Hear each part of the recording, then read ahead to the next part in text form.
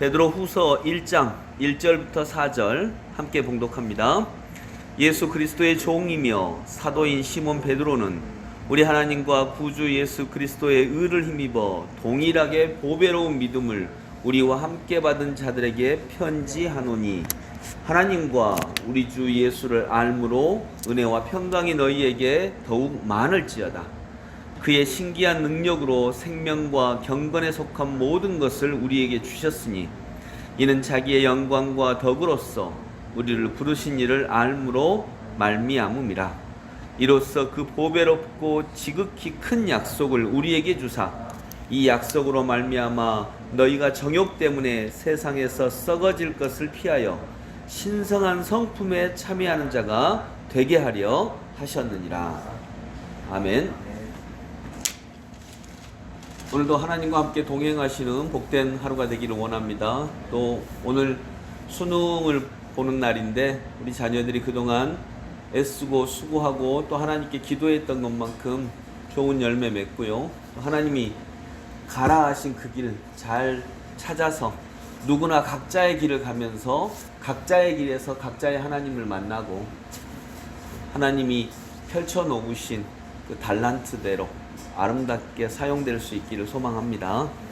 베드로 후서의 전체 주제는요, 미혹하는 세력, 즉 무법한 자들, 이단과 잘못된 가르침을 행하는 자들의 미혹에 이끌리지 않도록 하기를 원한다, 그런 마음으로, 즉 그 당시에 굉장히 많이 있었던 잘못된 가르침에 끌려 나아가지 않도록 하는 그런 목적을 가지고 쓰여진 서신이 베드로 후서입니다.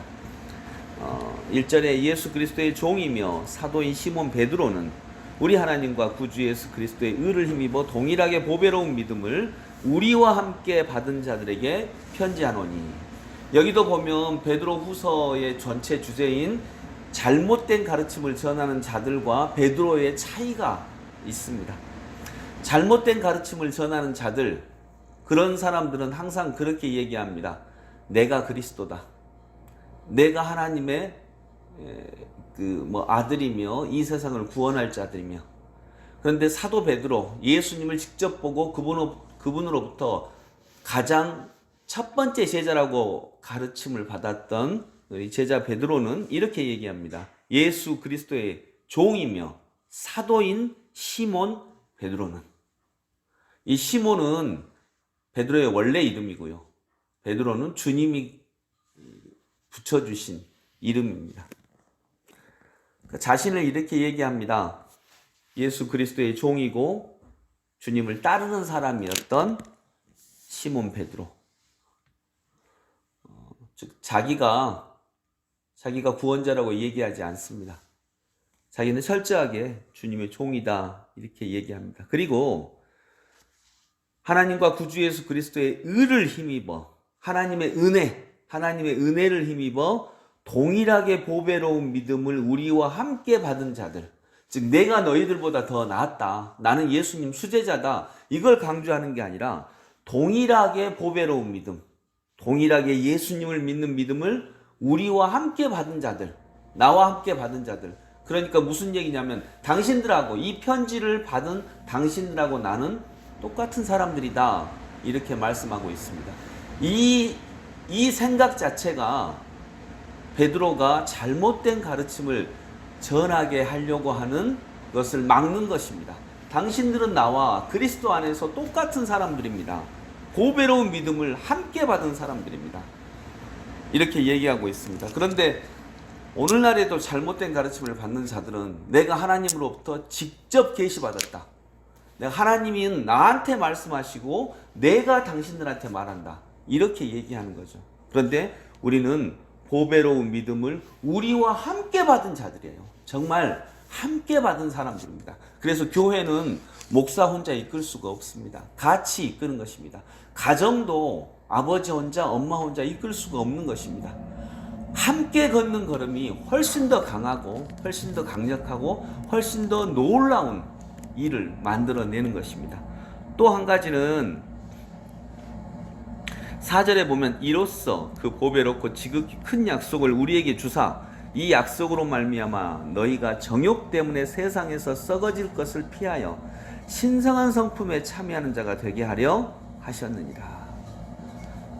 그러니까 가장 중요한 건 주님과의 연합으로 인한 신성한 성품이에요. 어떤 능력, 우리는 신앙을 통해서 잘못하면 능력을 추구하게 되는데 베드로 사도님은 결국 이 능력은 무엇을 통해서 나와야 되느냐? 아름다운 성품을 통해서 나와야 능력은 잘못된 능력으로 빠지지 않는 것입니다. 능력 있는 사람 많죠. 그러니까 그 능력이 인격, 즉 아름다운 성품을 갖지 못하게 되면 그 능력으로 사람을 죽이는 역할을 하게 됩니다. 그런 것들을 너무 봤죠. 많이 봤죠. 이완용 나라를 팔아먹었지만 그 사람 능력 없는 사람인가? 굉장히 능력 있는 사람입니다.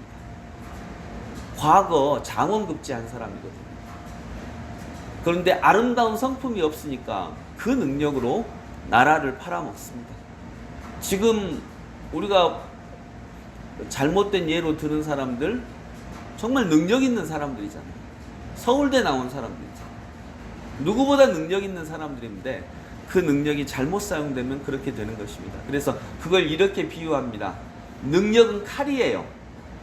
근데 성품은 그 칼을 넣는 칼집입니다. 날카로운 칼일수록 좋은 칼집 속에 넣어야 정말 뵐 수 있는 사람만 됩니다. 배워야 할 때만, 사용해야 할 때만 사용되는 거죠.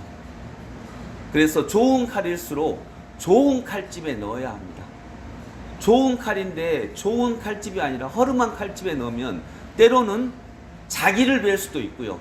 나와 가장 가까운 사람을 뵐 수도 있는 것입니다. 내가 지켜줘야 하는 사람을 오히려 베어버릴 수도 있는 것입니다. 말씀을 맺으면서 오늘 베드로 사도님은 이 베드로 후서가 잘못된 가르침에 빠지지 않도록 하기 위해서 경고하는 편지인데, 베드로는 당신들과 나는 똑같은 사람입니다. 똑같이 보배로운 믿음을 가진 사람입니다. 또 더 중요한 것은 아름다운 성품, 능력은 반드시 아름다운 성품의 옷을 입어야 됩니다. 그것은 칼과 칼집과의 관계처럼 절대로 떨어져서는 안 되는 것입니다. 그래서 우리 그리스도인들이 아름다운 성품으로 주님의 일에 참여하는 주의 종들 다 될 수 있기를 소망합니다. 기도하겠습니다. 주님, 베드로는 자신을 당신들보다, 베드로의 편지를 받는 사람보다 더 높은 사람들이라고 얘기하지 않습니다. 베드로는 자신을 주님의 종이라고 얘기합니다. 그리고 당신들과 똑같은 믿음을 함께 받은 사람들이다, 이렇게 얘기하고 있습니다. 그리고 신성한 성품에 참여하기를 원하고 있습니다. 이것이 베드로가 잘못된 가르침을 전하는 사람이 되지 않았던 길이었습니다. 그 당시에 주님의 흔적만 봤어도, 주님의 아주 미약한 능력만 받았어도 내가 구원자고 내가 하나님으로부터 직통 계시를 받은 사람이고 하나님은 나를 통해서만 이야기하고, 이런 잘못된 가르침이 얼마나 많았습니까? 그런데 정작 주님과 3년 동안 가장 가까이에서 동행했던 베드로는 자기를 보잘것없는 종이라고 이야기하고 있습니다. 주님, 이런 성품을 갖고 이 성품의 신앙의 능력을 담는 저희 모두가 되게 하여 주옵소서. 예수님의 이름으로 기도드립니다. 아멘.